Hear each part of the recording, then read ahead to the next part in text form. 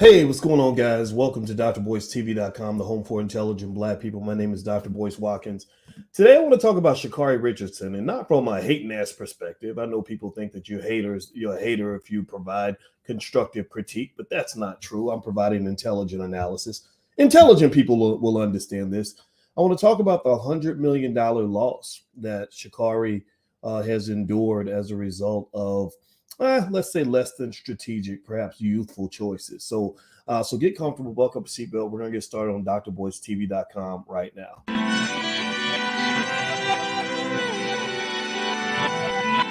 Here we are, clan the isms, cataclysm, great. Our people out here struggling, trying to make it in this state. Everybody out here doing it, but we the ones too late. Now family, we the ones who gotta delegate. Get that money in the power, never be fake. Stick to co-sign for 3. What did he say? Create jobs, support our own. Educate the same and buy back your home. Got 3 degrees, triple 10. 3 PhDs, now we on the CNN. DBTV, let's talk about negligence. Ignorance is bliss, but we can turn it to intelligence. Believe none of what you hear, half of what you see. Let's break it down here on Dr. Boyce TV. Here we are. Hey, what's going on, guys? Welcome to drboystv.com, the home for intelligent Black people. My name is Dr. Boyce Watkins, and I am here to say hello to everybody. I see Sadie Burrell and Aaron Moore, and my name is Corey Nathaniel Lockridge. Felicia, how's everybody doing? Good to see you. Put a hashtag B1 in the chat. All the B1 people that put Black first, put your B1 in the chat.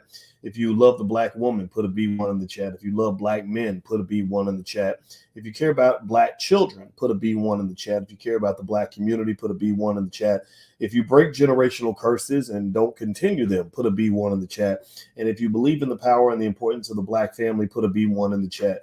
That's who we are. That's what we represent. We don't apologize for nothing. So I want to say hi to everybody. Latasha and Lashandra and Angelia and Dell and Yolanda and Miss Savancha and Felicia. How's everybody doing tonight? I hope you guys are doing well. So I'm in New York right now, and I'm using hotel Wi-Fi. So I hope it doesn't cause me any problems. If you could give me a yes in the chat, just let me know you can. Let me know you can hear me okay. That would actually help me a lot because I want to make sure I'm coming through all right. All right, and what's going on Instagram? My Instagram is The Real Boyce Watkins. Hit the link in the bio if you want to find out more about what we have going on in the Black Business School, or you can also go to boycewatkins.com. All right, so give me a yes or no. How many of you saw what happened with Sha'Carri Richardson today? Sha'Carri Richardson had a big race today. And it really piqued my attention because Sha'Carri is a great sprinter. She's a tremendous talent. And Sha'Carri had a rough day. She had a really rough day. She did not even qualify for the finals. Actually, she didn't get out of the first round. I don't even think she qualified for the semifinals of the USATF Nationals. And that made me sad, and it really surprised me. And let me tell you why Sha'Carri Richardson is so interesting to me for a few different reasons. One, as a father who has daughters, I'm always sort of observing, what our young people do. I give my daughters advice constantly about life and choices and situations and everything, and how to respond to your emotions. And so I saw Sha'Carri make some choices last year that kind of really made me sad. Right, it made me kind of say, "Gosh, I wish I could sit down and just kind of explain where what's going on here and kind of give her some perspective that might help her protect what she's got." So as a dad, I ain't gonna lie, my Uncle Boyce, the daddy in me, came out, and I said, oh my goodness, she's gonna have a lot of regrets when she's 30, 40, and 50 years old. I really do believe that. Now, the other piece of the other 3 reasons why I have an interest in Sha'Carri are, one, I just have a general interest in Black people and what we're doing and what matters for us. Number 2, from a wealth perspective, Sha'Carri has blown probably $100 million in opportunities, potential endorsements. She could have been Allison Felix, in my view. I think that she could have had a career like that. I don't think she's going to have that now. And the third part is, y'all may not know this, but I am a huge track and field fan. And I used to be captain of my track team. And also, I was a track coach back in the hood in my hometown of Louisville, Kentucky. So I coached. I was one of the coaches with this team called the West Side Track Club, and that's where we used to go. And I would travel with the kids and go down there and work with the different children and their meet their parents. And it was an adventure. I'm gonna tell you, if you ever want to have an adventure, go coach some kids in the hood. But I love them. I feel like. I'm not one of those guys, I know that you have guys that just think that if a child isn't yours, you shouldn't even care, or or that you shouldn't date no single mama. Why would you take care of kids that ain't yours? I've never been like that. I've always felt like all Black children belong to all of us. Because I think that as a Black man, we are stewards of the community. And I believe that when your community's falling apart, Black man, you have to look at yourself in the mirror, Black man, and realize that you are the weakest link, Black man, if you're not defending what is yours, Black man. So I believe that all the children in the hood, all the children in our community are our children. And that's why I love being their track coach. And I was the guy that would take them to McDonald's. I would buy their uniform when they didn't have enough money. It was a really wonderful experience. It was right after I finished my PhD. So these are the reasons why I'm interested in Sha'Carri Richardson. Now I'm going to dig into a couple of things that hopefully can allow us to have some teachable moments and lessons from what's going on with Sha'Carri. I'm not here to bash away at her, but I am going to be honest. I have to be honest. I can't sit here and pussyfoot around and pretend like things aren't what they are. I just have to be honest. And sometimes it sounds mean. Sometimes people think you hating, but it's not hating. It's really, but then again, sometimes you need a hater in your life. Sometimes you need a hater who loves you. My father was a hater sometimes. Sometimes my father would say, boy, whatever you're doing right now is stupid. He was a hater. So I appreciate him hating on it to let me know that I needed to fix what I was doing. My mama could be the biggest hater. I remember my mama yanking me out of a bad situation when I was 13, yanking me by my ear and embarrassing the hell out of me. And I'm glad she did it. So I'm glad my mama was a hater. See, if you ain't got no haters in your life, then that means you're probably not that strong and you're probably not getting good advice. But you got to know the difference between the good haters and the bad ones. The bad haters want to destroy you. They make you stronger. The good haters are the ones who bring your dumb ass back to earth. The good haters in your life, your mama who loved you, or your father, if you were lucky enough to have one, or your friend who cared about you enough to tell you the truth. Those are the people that keep you straight, looking straight. Those are the ones who keep you focused. Look, check this out. I like sharing information, and I share facts on my Instagram page. My Instagram is The Real Boyce Watkins, and one of the facts I shared was a research study by psychologists that basically said that when you get power, money, or fame, it affects your brain like a drug. They say fame is a hell of a drug. You ever heard people say that? Fame is a hell of a drug. Well, it is. It operates on your brain just like a drug. It changes your personality. It changes your perspective. It makes you less empathetic to other people. You don't listen no more. All these things happen, and this is proven scientifically. Same thing happens when it comes to love and sex. That's why people get stupid when they fall in love or they start screwing somebody. It happens when you get money. That's why when people get money, you can't tell them nothing, right? You can't tell them nothing until they got a RICO charge. Then suddenly they looking back and saying, well, I should have listened to it. Well, you wasn't listening because you got the money, and the money affects your brain. The same region of your brain is cocaine. So literally you were high. So it was hard for you to really have perspective in that situation.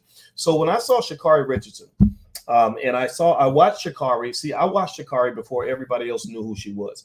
I saw Sha'Carri back when she was at LSU, and she won the NCAA championship in the 100 meters as a freshman.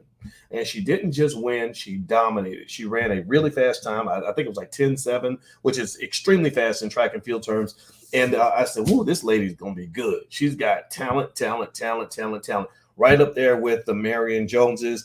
Flojo is in a different category. And to be quite honest with you, I think that there was, I know, and I'm a realist, so don't get mad at me for saying this, but there's a lot of conversation about performance enhancing drugs for certain athletes and all that stuff. And I kind of think doping kind of happens everywhere in sports. But anyway, but she was good. She was really good. So she goes out there and she does exactly what I expected. Sha'Carri stepped out and she went out there and she was killing it. She's running 10.7. She's dominating the U.S. Nationals. She's got her own style and everybody loves it. And I'm really happy for her at that point. And I'm really wondering, like, okay, what's the Olympics going to look like when she gets there? Like, how is she going to perform when she runs against the very serious athletes like Shelly Ann Fraser-Price from Jamaica, who Shelly doesn't play. Shelly's very serious. Shelly's a professional. Shelly's very, very focused. How's that going to work out? So then that little thing happened. Do y'all remember? Give me a yes or no if you remember when the weed thing happened. Now somebody says, "Come on already." Now look, if you keep talking like that, I'm gonna have to block you up out of here. Here is a privilege, it's not a right. So don't think that the smart aleck comments I'm gonna let you sit in the chat saying stupid stuff. I'm gonna get you up out of here. All right. So anyway, so Shelly, so she goes out, and then that thing happens with the weed. Y'all remember that, right?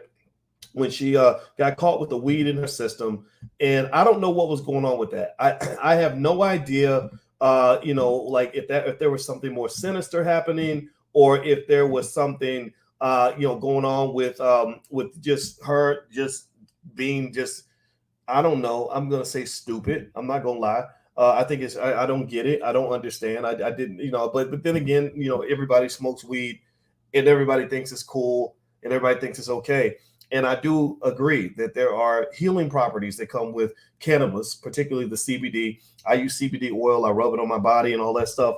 But that THC that gets you high, I don't care what nobody says. All the young people out here, if you smoking weed all the time, you're going to be a dumb motherfucker. Excuse my French. I have to be honest with you. Your brain cells are dying if you're constantly high, if you're constantly smoking. I'm not saying Sha'Carri's in that category. I'm not saying that at all. I'm just saying that they're presenting weed to you like everybody's supposed to do it, and you're supposed to do it all the time. And ain't nothing wrong with waking up with smoking for lunch, smoking for dinner, and smoking before you go to bed. Go read the research. Don't believe me. Go read the research in terms of what that does to you in terms of your motivation. I talked to a young person I mentor who smokes weed constantly. And one thing that she said was, she said, I just don't have any ambition. I don't have any motivation. I said, yeah, because you're getting high all day.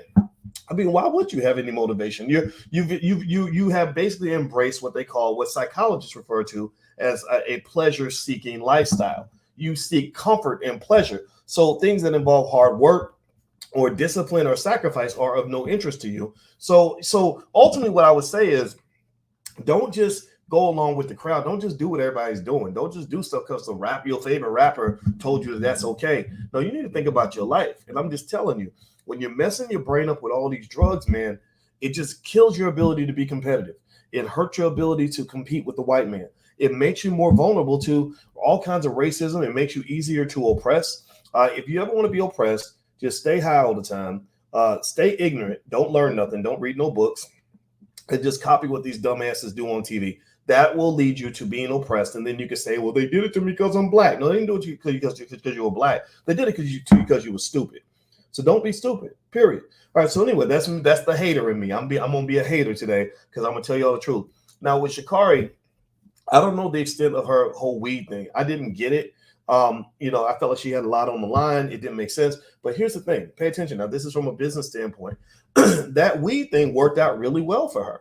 It really worked out for her. I mean, she really gained the sympathy of the world. There were lots of people who said it's wrong. You shouldn't ban her just for marijuana. And I didn't disagree. I mean, I don't really care. It's not like weed's gonna make you run faster. So okay, so she had a lot of support. A lot of people were following track and field that were not following track and field before. Track is not a mainstream sport. So Sha'Carri became, in that moment, in my view, a $100 million asset for herself and also for the sport of track and field. She became the ultimate financial asset. She became to track and field what Tiger Woods was for golf. She became for track and field. Perhaps I'm trying to think here what a Mike Tyson would be for boxing.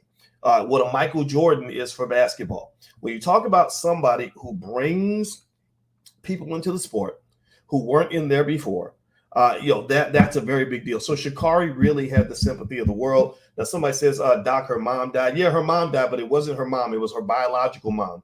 Now think about this. If your mother dies, and you're not going to say my biological mom, you're going to say my mom, right? So when she says my biological mom, I honestly, I'm going to tell you the truth. I didn't really buy into this idea that I had to smoke weed because my mom and dad. I believe she would have been smoking weed regardless. And I'm saying that not because I'm trying to be mean, but because when you say my biological mom, that to me says that there's a distance between the two of you. Give me a yes or no if you know what I'm talking about. If you talk about your mama, you just say my mom. You don't say my biological mom. So from what I understand, Sha'Carri was raised by her grandmother. And so I don't know what the deal was with her biological mom. I honestly believe that biological mom piece was brought in by her PR team to say, okay, here's how we're going to spin this. Here's how we're going to make this sound good on Good Morning America that will give you sympathy. And I think that's cool. I think that's smart. I think that was very strategic.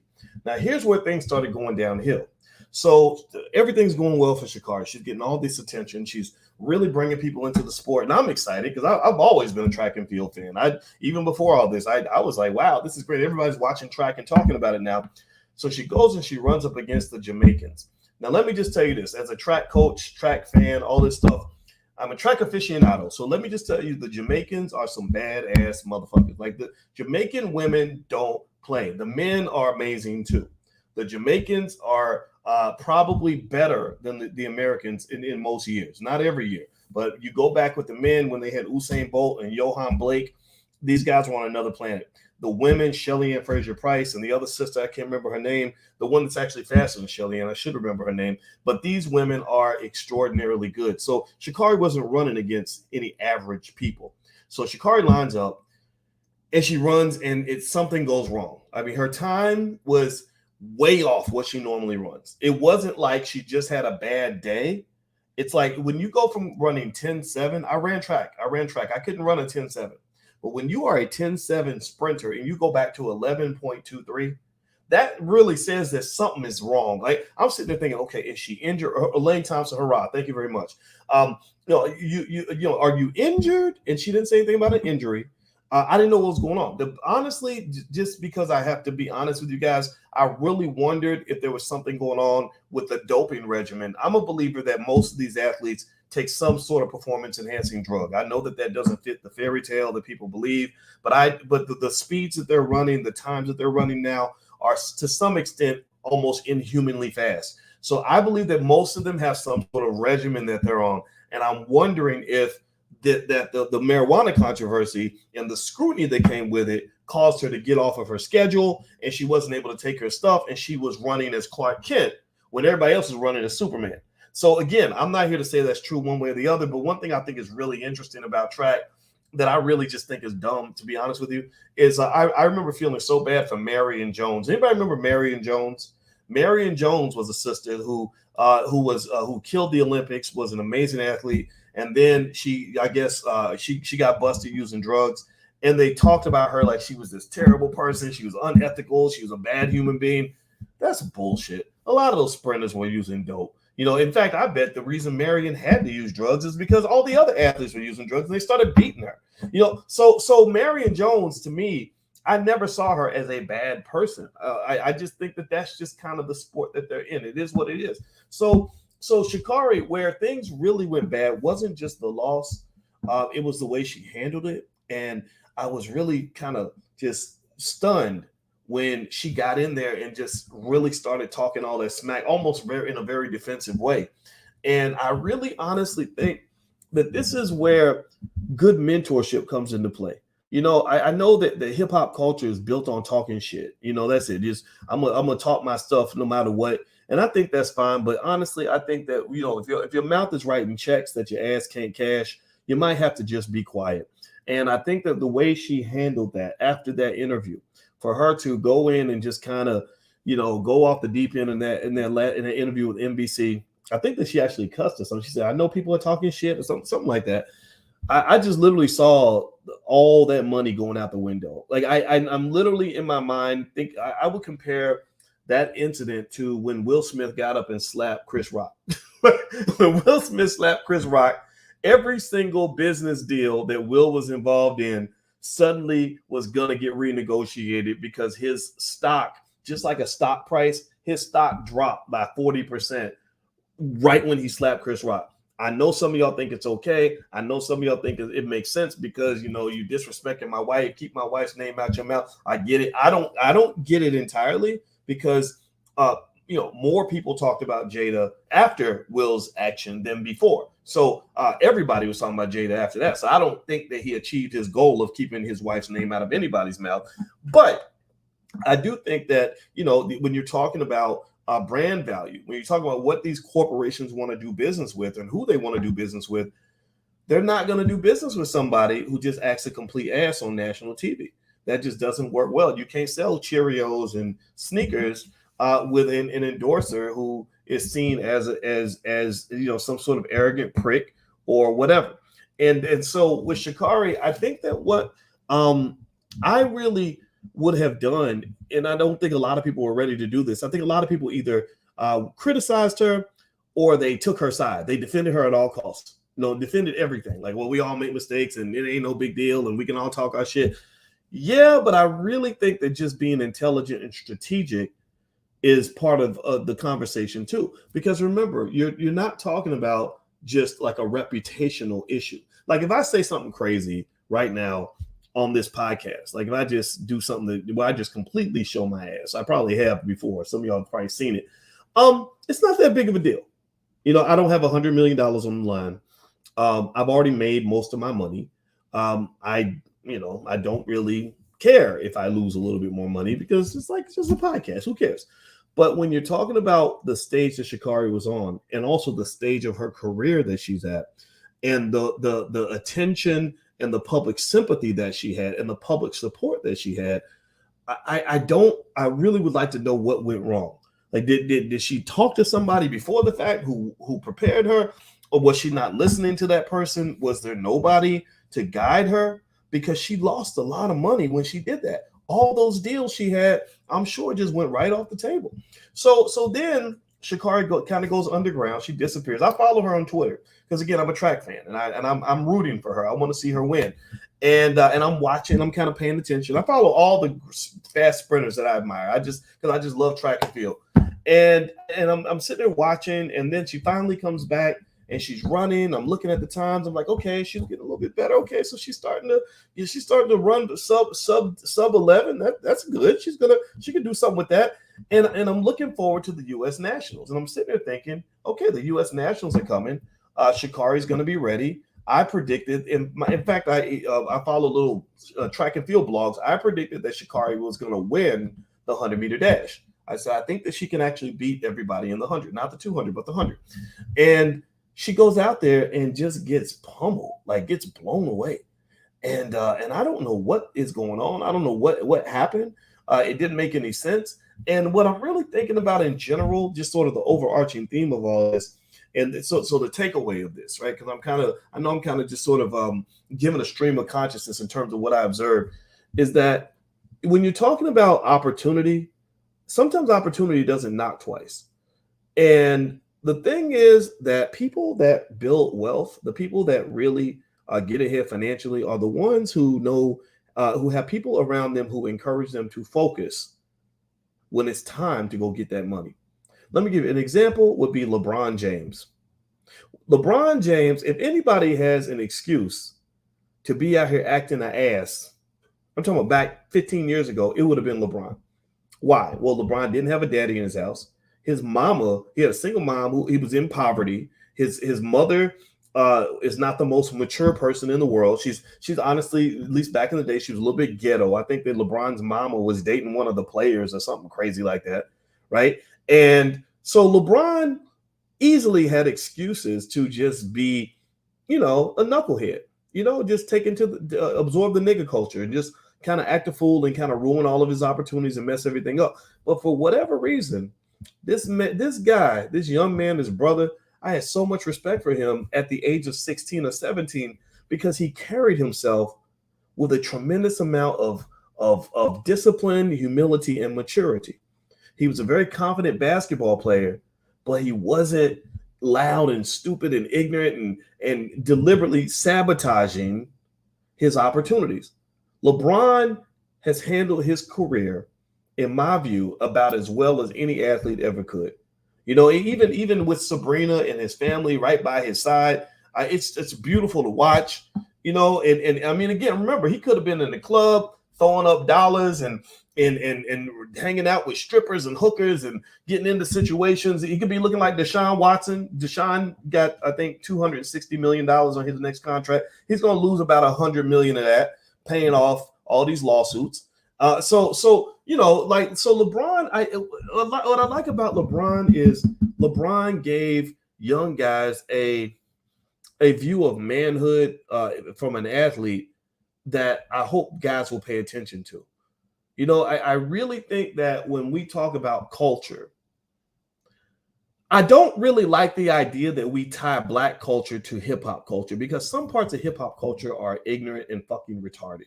Seriously, I hate saying it like that, but it's just, some of it is just stupid. It's built on being as dumb as you can be. If you speak in any kind of complete sentence, then something's wrong with you. If you love a black woman, you a simp. You know, if you if you ain't out wasting your money and destroying your life, you ain't keeping it real. Like, who taught you that nonsense? And I didn't mean to cuss everybody. I apologize if you're offended by my cussing. I can't say I care. Maybe I'm being ignorant. Maybe this is my version of ignorance. But I really, really, really, when I watched Sha'Carri, I saw Sha'Carri doing what happens with a lot of athletes when they become super famous. They start hanging out with rappers. It goes way back. Even Ali and Sam Cooke and all, you know, he would hang out with he was an athlete. He would hang out with musical performers. Then you had Mike Tyson and Tupac hanging out. Then you had, you know, Jay-Z and LeBron, and you have Drake and LeBron, right? So you have athletes and entertainers kind of hanging out together, right? So she becomes this great athlete that everybody's talking about, everybody's paying attention to, and then suddenly she's like blending in with hip hop culture. You know, she's being followed on Twitter by Nicki Minaj and all these things that kind of build your ego and kind of make you kind of act out and think that you're invincible. And I think that sometimes, especially in a person who's young, who doesn't have good mentorship, it can just cause you to kind of lose your mind and do things that are going to ruin you. They're going to cost you everything. And and what makes me sad about Sha'Carri, and now mind you, I think Sha'Carri can come back from this. I really do. I really do. She's super fast. I mean, just take it from a track guy. Like I think that if she's on top of her game, she could beat almost anybody in the 100-meter dash on earth, including most of the Jamaicans. So she's got many opportunities in front of her, but I really wish that she would incorporate some degree of, I think it's okay to be a little bit humble. I know people talk about the word humble like that's bad, but I think humility means that I don't have to be loud and obnoxious to show you that I have confidence. I can show you my confidence by dominating and winning every competition that I'm in. I can show you my confidence by respecting my teammates after I destroy them. I can show you my confidence by always showing up prepared, answering every question effectively, living my life, and just being a great man, right? Why do I have to really be loud and whatever else in order for you to believe that I have confidence? In fact, I believe that people who have to express their confidence through loudness or certain behavior are people who really aren't that confident. I think that arrogance, remember, in hip hop culture, they promote arrogance. They really, but listen to, I want you to listen one day to some of the rappers and how much time they spend bragging about how great they are, right? Bragging about how amazing they are. And I believe that the more you have to brag about how great you are, the less great you are. Because if you're really great, just be great. Just go out and be great. You know, just be it. Don't tell everybody that that's what you are. Because if you have to tell them, that means that they don't notice it because it's just not true. You think that being the loudest is the same as being the most effective. And I think this goes back even to my generation. I even look at Diddy and guys like that. And this is like, why are you so damn loud? Why is everything a big announcement and you're bragging about this and bragging about that, but you ain't doing nothing?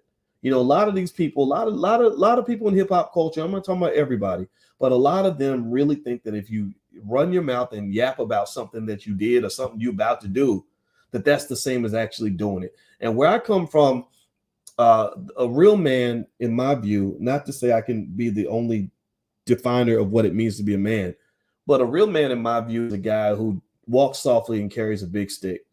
If I want to show you I'm a man, I'm just going to be a man. If I want to show you that I'm great, I'm just going to be great. And then you'll do more talking about how great I am than I will, because I ain't got to tell you nothing, because all of my talking is being done through my actions. So with Sha'Carri, here's the deal. Here's the bottom line on Sha'Carri Richardson. And I really think she's lost a lot of money here, a lot of opportunities. Even if she gets it back together as a sprinter, a lot of companies are going to be skeptical of working with her because they don't know if she's going to revert back to whatever was going on before. But my thing is this: she's got the talent to be great. She is as great as they are. Believe me, she is very talented. I wish Sha'Carri would just go out there and just kick everybody's ass. And then if you want to wear a FloJo outfit, fishnet stockings and all that, cool, do that too. But everything else, all the other distractions, that's for the birds. All that's going to do is make you broke, and it's going to cause you to ruin your opportunities. It's going to cause you to miss out, And then you're going to be sitting there as a fat 40-year-old one day, looking back on how great you were way back in 2022, and nobody's going to care that you were just another Negro who blew 1,000 opportunities. And it happens all the time. I knew so many athletes when I grew up in Louisville. I knew so many athletes who could have went on and become as good as Michael Jordan, boxers who could have went on and become as great as Muhammad Ali. I saw entertainers that could have been the best rapper in the world, but because of the distractions, or I call it the niggatry in the room, right? All those immature distractions, they weren't able to accomplish anything. Sit back and do the work. That's it. Just do the work. And then after you have a long career and you've done a whole lot of stuff, then maybe you can sit back and flex a little bit. But for the most part, I just really think that those of you that really want to be successful, that's my advice to you. Sit back and do the work. And this is what I try to do in my own life. I don't really care if people, if I have controversy or people say this or say that. It's like, no, Boyce, you can say whatever you want about Boyce, but you can't say he's not doing the work. Every day, I just do the work. I don't have to tell you how smart I am. I just am smart every day. I don't have to tell you how hardworking I am. I just do it. I do the work. So do the damn work, And I say this, and I'm gonna be done after this. But I say all this because I think that in our culture, when we're blending it with some of the stuff that goes on, in the hip hop space, where everybody's got to be loud and all this other stuff, and just fake manhood, men talking about being a man, and you got 18 babies, mamas, and shit, like the rapper Future. That's not a man. That's a destroyer of families. That's an enemy to the Black community. That's not a guy who goes out and creates 6, 7, 8 babies, mamas, is not pro-Black. He's as anti-Black. He's doing is going around and creating broken families, breaking the hearts of children, ruining the lives of Black women. Why in the hell would you look up to a man like that? What in the world makes you think that this is on any level a human being that is pro-Black or a benefit to the Black community? There's nothing beneficial there. And so I personally link it all back to racism. I think that because white folks control the media and because they think that you are clowns, they think the Black man is a joke, they promote jokes. They promote men who are jokes. Now, what I think about Nick Cannon, I think, with Nick Cannon, I'm still trying to figure it out because Nick kind of does he does a lot of different things. Like Nick does some of the things that he tries to do to be Black and intelligent. But I think also with Nick, one of the things that made me really lose a lot of faith in Nick was when Nick buckled when the Jewish community put so much pressure on him for the interview with Professor Griff. I think that where your toughness is tested is when you are put in a situation where you have a lot to lose by standing on what you said and what you believe. And Nick was not ready to stand on that. Nick, he didn't just apologize for what he said with Professor Griff. He apologized several times. And I think that was incredibly embarrassing, humiliating, and degrading. And what I wish is that, and again, but that's where being blustery and loud comes into play. A lot of people are very loud when it comes to like the pro-Black talk. But when it comes to like really, really making a sacrifice, they're not ready to really make a sacrifice. It's like the difference between a real soldier versus the guy who says he's a soldier. Real soldiers don't necessarily have to talk a lot. In fact, they don't even want to fight, but they're ready for a battle. They're ready to go out and do what's necessary in order to get the job done. It's the guy who talks the most about being a soldier who usually isn't ready for any kind of battle. So I think that in our community, I think we could benefit from having more soldiers for the community, whatever that means to you. So I think at the very least, when you're talking about raising kids and all this stuff, just do the work. That's it. Just do the work. And then also that will play out extremely well for you when you're talking about success and achievement and wealth and everything else. You ain't got to be loud about it. Just go do it. And then be loud about what you did if you want to, if that's what you want to do. All right, guys. Well, that's it, guys. That was my 2 cents for today. I'm going to get on out of here. My family's coming up pretty soon. So we're going to take my daughter to a Broadway play because I want her to see what talented actors actually look like. And so I love you very much. Please hit the thumbs up button, thumbs up, share, subscribe. If you want to join our next Black Wealth Bootcamp on July 7th, just go to boycewatkins.com or on Instagram, hit the link in the bio, and it's right there at the top. So feel free to pop in and hang out with us. All right. I love you guys. And again, All respect to Sha'Carri Richardson. I wish her the very best. She's really, really talented, and I really hope that she gets some good advisors that can get her to take advantage of whatever opportunities are left. It's not over for her, but I do think that her big opportunity might have gone out the window, and that's my 2 cents. All right, have a good night, everybody. Love you. See you soon. Peace.